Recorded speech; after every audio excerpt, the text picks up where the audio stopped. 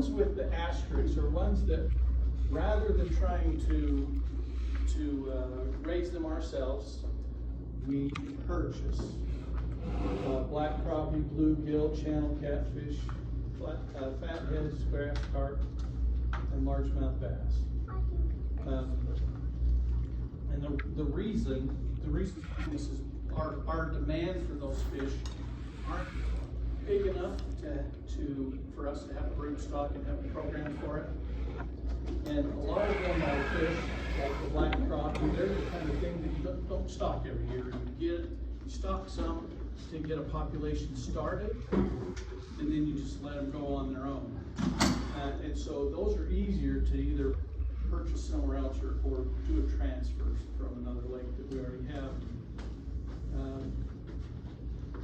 The catfish, we do have a catfish program. We raise them up to 3 inches, but we can't even touch the price. We can't even come close to the price we can buy them for back east, where they raise them in ponds. We just don't have the climate to raise them in ponds, so it is just so much easier to purchase them. One of the benefits to raising them in our hatcheries is that, say back east, when we're trying to buy these catfish from Hopper Stevens, if they got a disease that's a prohibited pathogen, all of a sudden we wouldn't be able to bring them in anymore. And this is kind of where we ended up with the tiger muskie, the wiper, and the walleye. We don't want to have to purchase those because if we ever get cut off, it's going to be hard to get started. We're started on the catfish, and a lot of those others we can just transplant. So we do raise catfish at the Wawee Hatchery. We have broodstock there. We only raise them up. We do the 3 inchers. We take them to Fountain Green, and we're going to start taking them probably to Springville Hatchery, and I'll talk about that later. So I want to talk about mostly the tiger muskie walleye and the hybrid striped bass. The others are native species that we have concerns about and that we will be looking for ways to raise. We do raise some like the June sucker and the boreal toad, the bony tail. Some of them we are raising some green sucker, but we just are getting started in that. So let's talk a little bit about wipers. A wiper is a hybrid striped bass. There's 2 crosses. There's a sunshine bass, which is the white bass being the female, so you have small eggs. Or there's the palmetto bass, which is when the striper is the female, and then you have larger eggs. We are raising the palmetto bass because we're going to raise them intensively and not in ponds. We just, like I said, with the catfish, we don't have the climate to raise things in ponds. By the time we can get our rotifers and stuff growing in our ponds, the wipers are already long gone. It's way past their spawn time. We just don't have the right climate. So we're going to do it intensively. And this year has been our best year for wipers. We got some last year, but this year we just went gangbusters and really filled our facility. So right now our broodstock is at Springville Hatchery, and as soon as we kind of push it towards the end of the white bass or the white bass spawn, when we can still get some milk from the white bass, because we're so busy with the tiger muskie and the walleye before that is really a manpower issue pushing it later. So these are the eggs right here. For some reason they're a pretty green color. But let me go look at this next one. It's got a lot of my notes on it. So we originally grabbed striped bass out of Lake Powell, and we brought those. You can imagine how difficult it is to bring fish from Lake Powell because of the Elevation change? No, Muscles? the invasive species. Yeah. Mussels. Mussels, yeah. I'm blanking on the name of the mussels, but Quagga mussels? quagga mussel. Because of the quagga mussels, we have to do a treatment to make sure that we're not bringing any quagga mussels with us. And that treatment is very hard on the fish. But we managed to catch some fish at Lake Powell, get them through that treatment, get them up to Springville, and when we spawned them, the eggs floated. There's two types, well, there's more than two types, but the Chesapeake Bay striped bass, the eggs are extremely buoyant. And it turns out the striped bass that are in Lake Powell came from Chesapeake Bay strain. And those are hard to raise in the hatchery because of the buoyancy. If you, in that picture back there, this is an eyeing jar. And we'll put these in here and put water down that center tube. And that keeps them aerated. They roll just really softly and nicely. But with those Chesapeake Bay eggs, they all just wanted to float out the top and go away. So we had a hard time keeping it in the eyeing jars. So we ended up begging Kansas to give us some striped bass brood. They raise a new lot every year, every 4 years, and they gave us what we needed. And last year we were successful with those, and this year we were really successful with those. We had a really good spawn this year. We take the striped bass and put them in our recirculation facility. You'll see me refer to it as RAS, that's a recirculating aquaculture system. I've referred to that several times. We bring the brood up to 65 degrees, and that will induce them to get closer to ovulation. But they won't ovulate normally without a little coaxing. So HCG is a human chorionic gonadotropin. When they get, we actually take a catheter and remove a few eggs and look at them under a microscope, and we can tell if they're within 11 hours of being ready. We'll inject them with HCG, and that will induce ovulation. Once they ovulate, we have about 30 minutes to get those eggs out of the fish and fertilized. So this is a really intensive process, but they produce a lot of eggs, so it doesn't take a whole lot of fish to get us the eggs we need.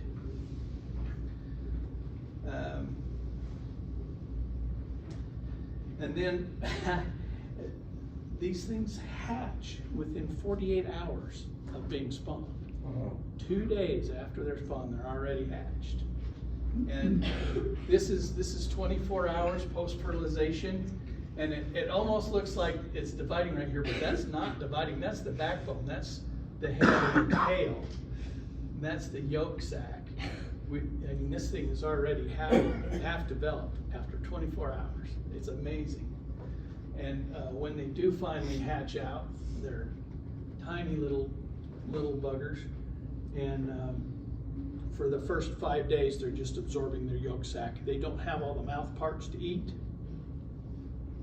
On day 5, we have to get them on feed right away, because if you let them go very, very far past when they can start eating feed, they'll start to absorb their stomach, and at that point they become what we call pinheads, and they're going to die because they've already absorbed their stomach.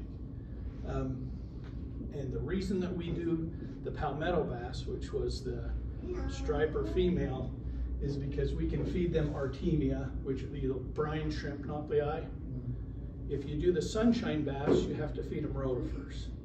And rotifers are hard to culture. We'd have to spend a lot of time trying to get the rotifers we needed.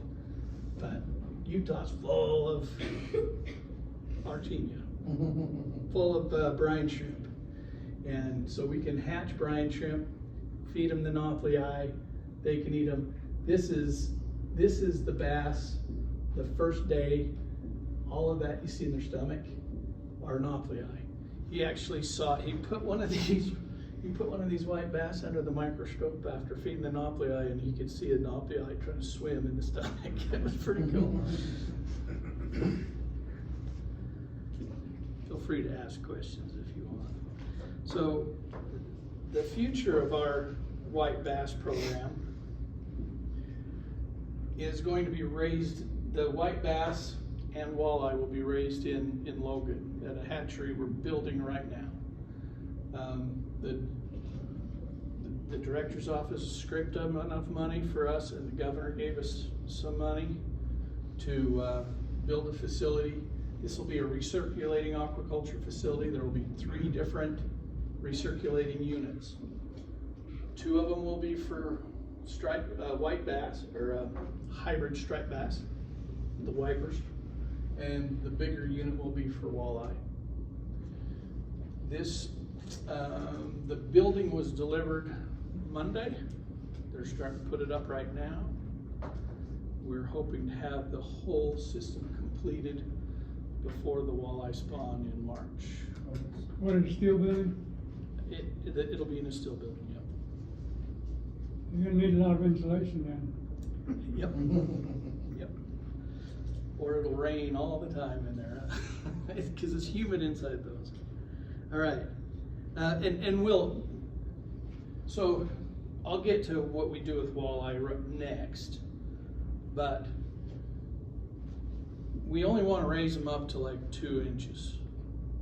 The wipers, we'll raise a handful of the wipers quite a bit larger, but most of I'll get to why we're going to do it this way right here when we talk about Going back to the white bass, just curious, has the state put those in any other lakes?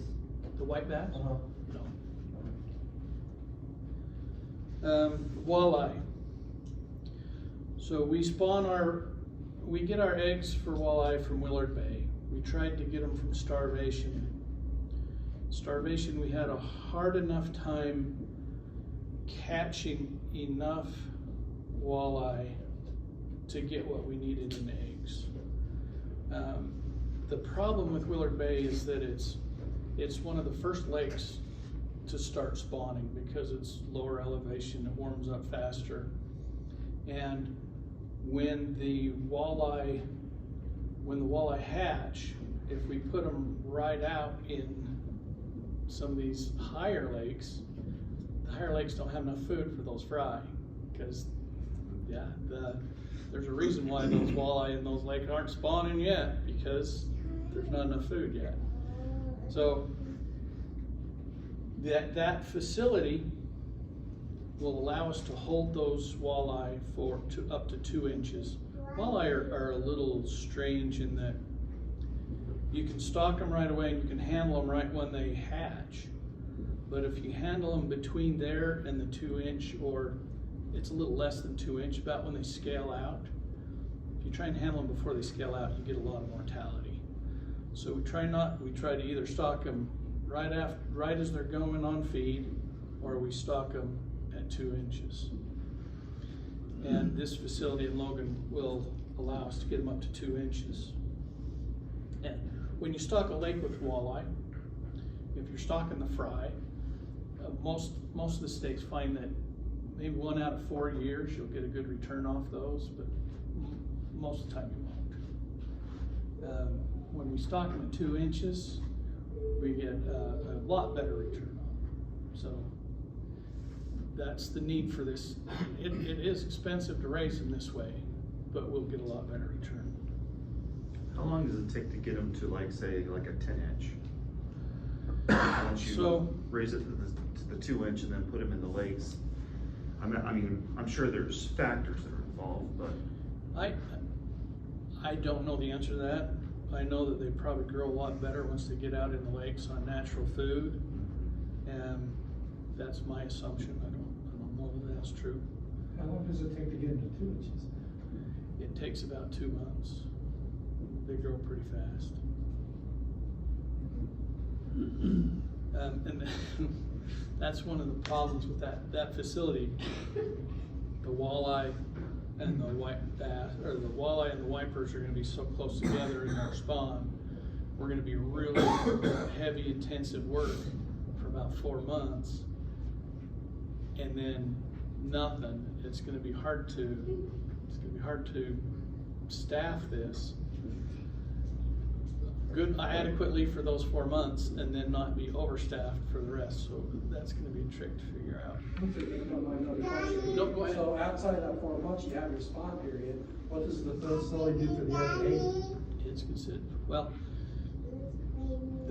we will raise some of the wipers up to 8 inches to stock in some of the community fisheries and stuff like that. So there will be some in there, but our demand for the larger wipers is not as high as the one for the smaller ones. So there will be some in there, but it won't be packed. But because it's a recirculating aquaculture facility, we have to have biofilters. We're using it's called recirculating because we're using the same water over and over again.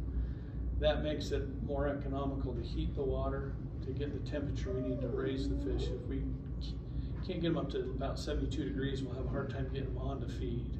We just don't have any hatcheries that run that warm, that have good enough water quality.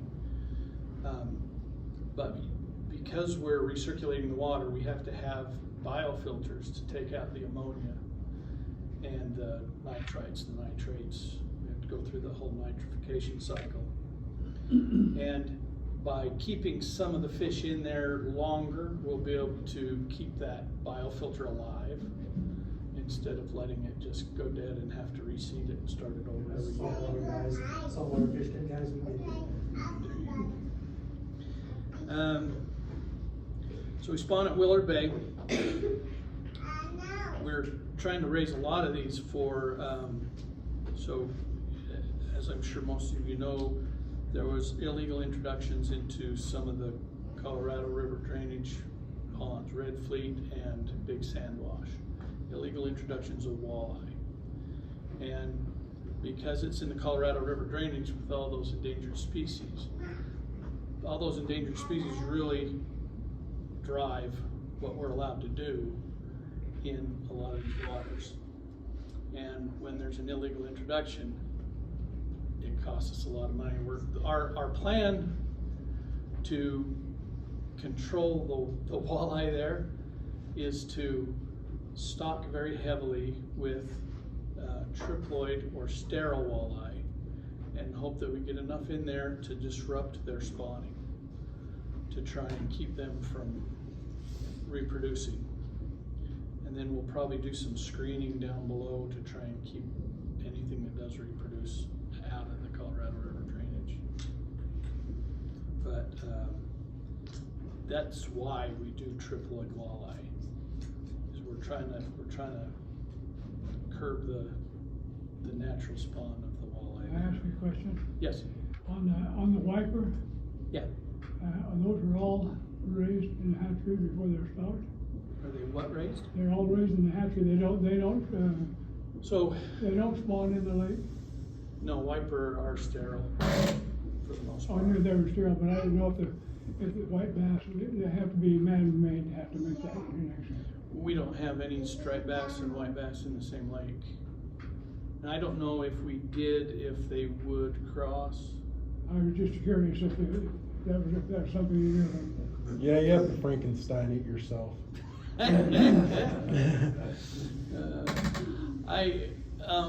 There may be in some other places where they live together, some that naturally happen. Did they spawn close enough at the same time? We are we're changing the spawning time on our striped bass to match. To match the other. To match. So that's man-made, that's not natural. Okay, that's all I wanted, yeah, thank you. So one of our problems with the walleye is they have a really sticky egg. And so we have to, this has been a problem in the past. For some reason at Starvation, when we were spawning there, we didn't have this problem. They weren't as sticky. We use a tannic acid bath to try and, there's a protein on the outside of the egg that as it water hardens becomes very sticky. And we use a tannic acid bath to try and denature that protein. And at Starvation it worked just fine, but at Willard Bay we've still been getting really sticky eggs, and for the past several years, we've just been having really poor survival because those eggs just clump up, and you have to break them up so that you can get oxygen into all the eggs. If you don't break them up, the inside starves and they start to fungus and they get, they all get sick. If you do break them up, you're trying to break them up right when the eggs are the most delicate. And we've just been causing a lot of mortalities, just trying to handle the sticky. This year, we used, in addition to the tannic acid bath, we also used some bentonite clay before they went into the pressure chamber to be sterilized. And that made all the difference in the world. Our survival has gone up. What's the difference between the two lakes? Is it elevation or? I wish I knew. I don't know if it's something in the feed and what they're eating in the 2 lakes. I've been trying to figure that out for a long time, because I mean, we had very little issues. Water quality is pretty close to the same, I think. Water quality's, yeah. I haven't been able to figure it out. I've been looking for a long time trying to figure that one out, but at least we found a fix for it. Oh, sure. So, but anyway, our success with walleye this year has been fantastic, which is just in time for us to be able to fill this bigger facility. So this Logan facility was designed to be able to take as many eggs as I felt we could get out of Willard Bay in a spawn year.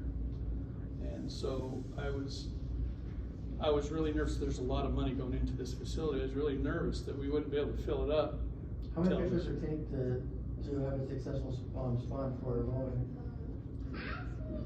How many?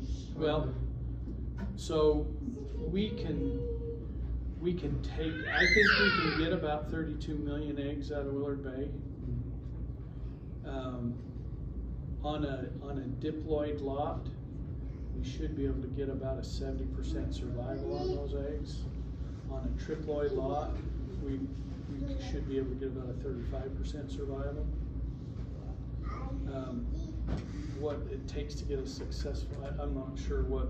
I was just kind of curious how many fish that you guys have to remove for the eggs, to harvest the eggs for the hatcheries. Yeah, we actually just put fish back in, and we don't lose very many. Okay. We do lose some, but it's not very many. No. But, if we were taking as many fish out as we use there, we would start depleting that thing right now, I think. So.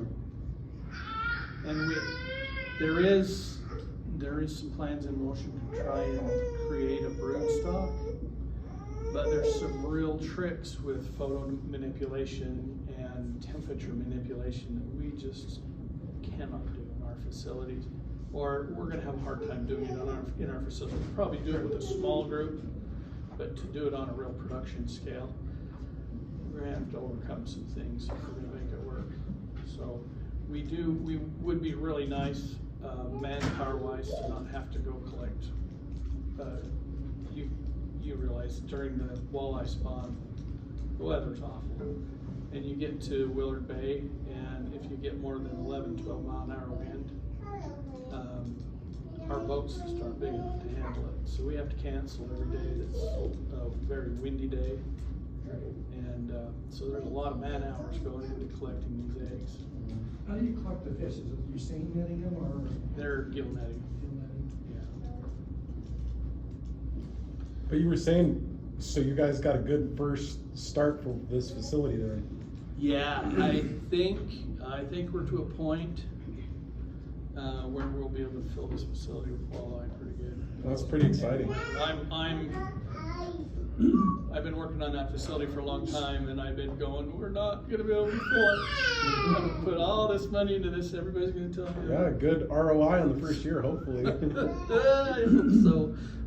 hope so. Okay, let's talk a little bit about Tiger. Any more walleye questions? Did you wanna know where we stocked walleye this year? I kinda- Or exactly, where did you catch them? Where- Longitude of latitude. I could tell you where we caught them. But I won't. No, I'm sure if you went out there fishing, you'd look at the same places.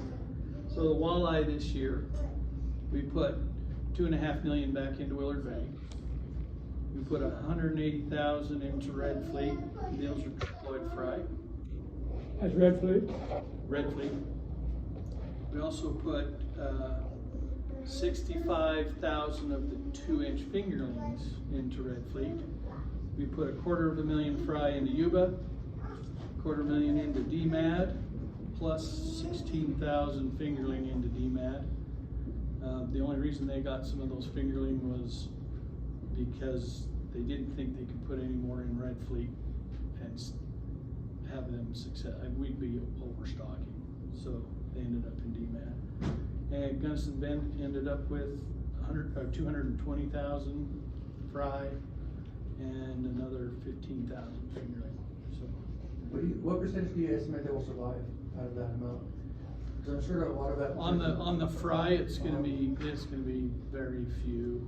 But on the fingerling, we should have pretty good survival. I don't know what to tell you what pretty good survival means. I was just curious. I know we just have a lot better return after stocking larger fish. Because we're getting them past that hardest part of their life. So how long does it take for them to mature enough to be caught fish? Mature enough to be fishable. I'm gonna guess 3 years. Yeah. 3 or 4. But that's an ongoing thing you're doing just about every year though.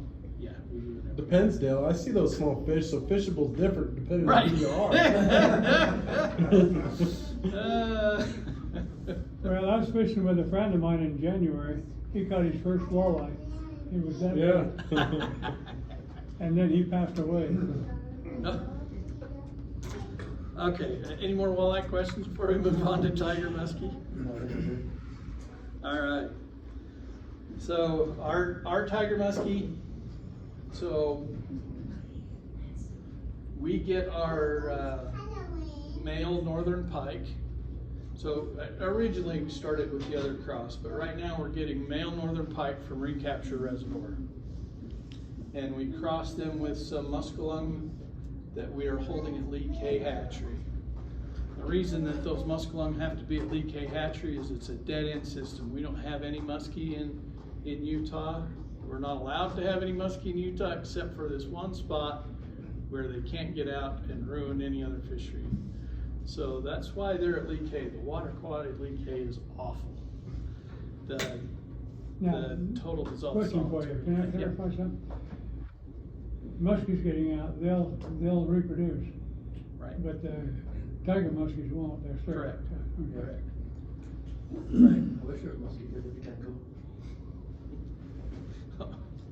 Okay, just don't do anything about it. All right, so originally we started with the other cross.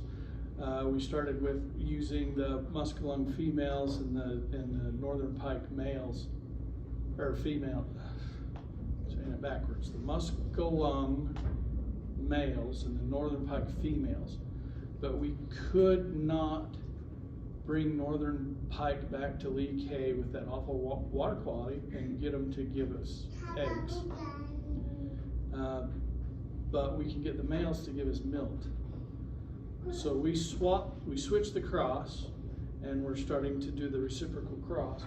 The reason that we didn't want to do this cross in the beginning is this cross is more cannibalistic, and with all of our warm water fish, cannibalism's a problem. Warm water fish just eat the heck out of each other. Especially the tiger muskies. You'll see 3 and 4 of them daisy chained together. Where Jeez. one's got another one hanging out its mouth, one's got another one hanging its out. It's crazy. And they don't even necessarily eat them. You'll see them shoot across the tank, bite one, and then just let it die. and they'll eat one, they'll kill one that's the same size. So cannibalism's a big issue. We try and keep them constantly fed so that they won't eat each other.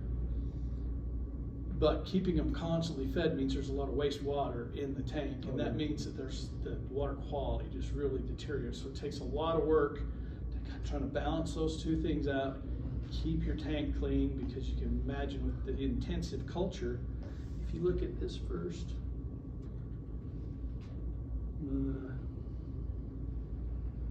look at this first slide. This second slide. Those are tiger muskies right there. You see how dense they are? If you can't keep that clean, there's two theories on that density. So one theory says that if we have them too dense, they're going to fight more. The other one says if we don't have them dense enough, they're going to fight more. So some people think that if they can be territorial, they will be territorial. If you're giving them enough space to be territorial, they'll attack each other more. And other people say, no, if you got too many in the tank. So we're still learning, but it's always a learning curve, this stuff. How long was the sleeping during the tiger musky program? How long was the tiger musky program been going on here? It's been going on, I can't tell you exactly. It's been going on for a long time. It took us a long time to get where we're at. We made some dramatic changes about 5-6 years ago. And first of all, we stopped trying to raise them at Lee K. We take the eggs right over to Fountain Green, where we got high water quality and cold water. And I think there's just the manager, frankly, the manager at Fountain Green is one of the best darn fish cultures you'll ever meet. And I think that made a world of difference. The better water quality and better water temperature made a huge difference. And so we've been making steady progress for the last 5 years or so, and we're looking really good right now. We're feeling really comfortable that we can actually, at this point, we feel like we will be able to just take, we've got northern pike and muskie at Lee K. We won't even have to go to recapture. The reason that one of the reasons we switched from Yuba to recapture was every year that we want to use fish out of a lake, we have to take 60 fish for health certification, and we were just depleting Yuba of the northern pike.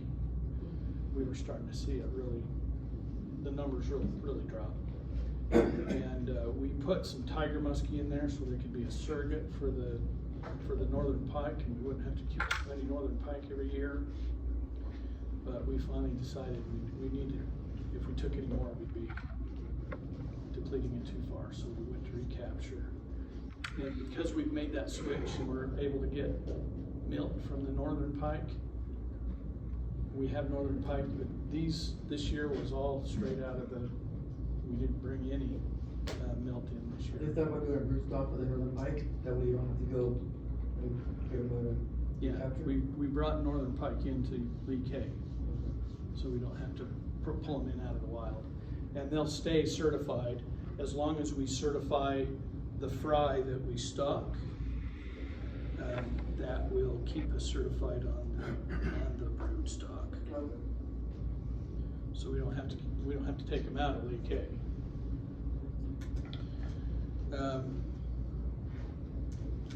So on another big change we made on the tiger muskie is instead of, we were using HCG, the human chorionic gonadotropin, which is like adding a luteinizing hormone to the fish. We went to a carp pituitary extract, and we seem to do a lot better with that. So the pituitary gland is part of the endocrine system. They just pull that out of a carp and dry it, and we can rehydrate that and centrifuge it to get all the parts out of it and inject that fluid into the fish. Fountain green, so we moved from the fountain green into the recirculating aquaculture system there, so we can adjust temperatures and have the cleaner water. And the one thing I wanted to tell you about these little things, they grow about 2 inches a month, which is a lot more than we can get out of a trout. These tiger muskie, they grow fast. Tomorrow we're stocking Jordanelle with 8-inch tiger muskie that were spawned this year, and they're already 8 inches. Do you guys track these fish and see kind of where they go and their methods around? No. You're asking if we track them where they go in the lake? No. Well, biologists probably do. Probably more so than where to fish. I don't know. That's really what I had on the warm water program. Trina wanted me to mention they just did a study at Starvation on the walleye. Do you guys know about that study? I was going to give you a few of the results saved here. They said it was an exploitation study. And she said, we know we had a 15% exploitation rate over the year, which was lower than anticipated, coupled with a 30% natural mortality and a high population estimate. So they still feel like they need to remove a lot of those younger fish out of there, those smaller fish, so that they can take that curve from being all small fish and a few large fish and kind of even it out, get a few bigger ones and a few small ones. So they're looking at some different regulations. Did anybody get the survey, the angler survey? I think it might have just come out today. I got mine today, that's why I think it came out today. Natalie usually sends me one of those, and then I usually pass it on to the club, Natalie Bourne. Well, Natalie's not over there yet, though. She moved on. Anyway, there was a survey sent out about several of the rule changes. So this is before the RAC meeting, the Regional Advisory Council meeting. So we can tell the regional advisors how the anglers feel about this. So if you get one of those surveys, please fill it out. Where can we access the survey? I think you have to be sent to the survey, but I don't know that. It's one of those things where they grab random license holders and send them an email saying, would you please take the survey? I've been of these surveys, or is this one you're talking about one that was mostly for southern reservoirs? This one, no, this one had, well, the one I took was just a hodgepodge of different regulations that they want angler opinions on. I think Starvation was specific to that lake. I can't remember how many of them were. I guess they were all pretty specific because a lot of them were for certain. I think they were all for certain waters.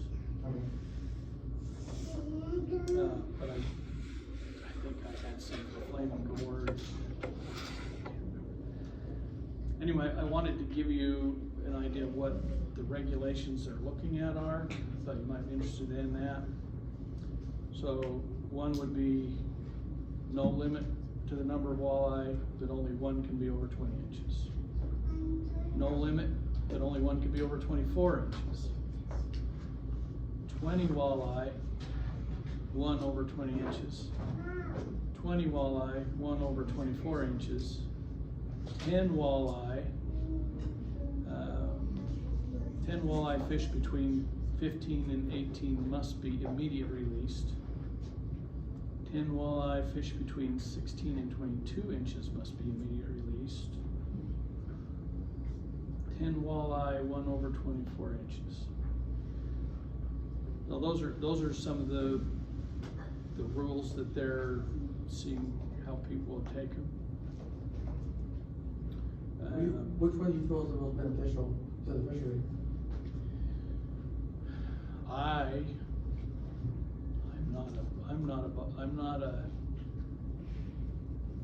don't know. I think Natalie would be better to answer that question. Natalie Bourne, she's the biologist for that region. I know they're always talking about, there's so many of the smaller ones, so we've always thought it'd be nice to remove the limit to help. Yeah, I like any of these where you save the larger ones. And that's pretty much what they all are. And I don't know which one's gonna be best. When, do you know when they're looking at implementing whatever gets chosen? It would have to probably start at the next, proclamation cycle. What's that, every year? So, yeah, beginning of the year. But it has to make it through the act first. That'll change how they do the Walleye Classic up there. Yeah. Because Well, cause some things you get into and you get to a lot of them, so it'd be beneficial to not have a limit, catching this. Yeah. slots have been effective. I mean, I think it'll help. Hard to do something like that if you said, they all have to be below this size, but there's a limit on how many you can take, then everybody's just trying to push into that little area. I guess if you can keep them alive and just keep throwing back the smaller ones. All of those choices are just options they're considering, right? Right. But we want to know which one the anglers will support the most. I think every one of them would be beneficial for the lake. Yeah. But if we can't get the anglers to buy into it, it won't be as beneficial. But I think any one of them, they all do the same thing. They take the smaller fish out and leave the bigger fish. And I guess it's all up to you whether you like to take. What do other states do in these situations? It's a hodgepodge. I mean, Yeah, it's all. it's all over the place.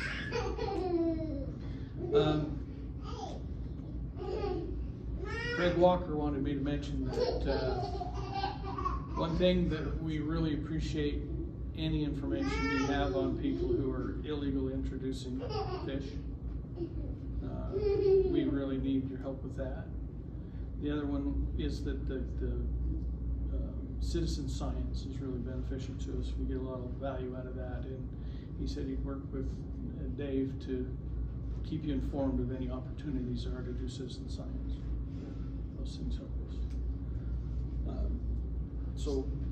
So one question I had, you talked about one of the big problems with this great awesome facility is just that man-hour problem. Is there a way like our organization can help in those times so that we can curb some of that need if we can volunteer, and like, do we need to be certified? Like, what can we do? You can come up and volunteer anytime. And like I say, this is scheduled to be done in February. And if you guys if you feel a need to come have a tour of the place, let me know. And I love it. Be happy to show you around the new Actually, facility. that might not be a bad February activity. because Yeah, it'd be awesome. A lot of club members work still and Yeah. are not retired yet. I'm happy to do it So, on a we Saturday. can maybe if do a that's- Saturday in February and go on up. Years ago, we had one where we went to the Springville hatchery. That was very, I heard that was a good. that's been quite a while back. Yes. I don't know if he was there or not, I don't remember now. Well, probably not. Yeah. We're happy to do what we can to help out, as a club. What's that? As a club, we're more than happy to help out where we can. Fantastic. Go ahead. I just want to say that I was born and raised in a state in Indiana that has no clue about conservation. They have no idea, other than stocking salmon in Lake Michigan. they don't care. Regulations are terrible, they're barely enforced, the fishery there is horrible. And so I come out here and I see a state that takes it so serious and has people like you so dedicated. And the fishery out here is, it's unbelievable. And so the effort that you and the state of Utah, I'm overwhelmed by what you guys do. And so I just want to say thank you. I appreciate I it. know this has been your life work and I appreciate that. Thank you. Amen. And Yes. you can tell Roger likes what he does. He's excited, so. I really do, I really do. I've always wanted to be on the warm water side. So I started working with fish in 1988, working with the June sucker. I worked with the June sucker until I got the job here. But I've always wanted to work with warm water fish. We've always had so many trout hatcheries. I really wanted to see warm water take off. Yeah, good. And I'm excited with where we're going and that we're getting there. So. Well, thanks, Roger. Appreciate it. I'm happy to answer any other questions about, I can answer trout questions too. I worked with trout hatcheries too.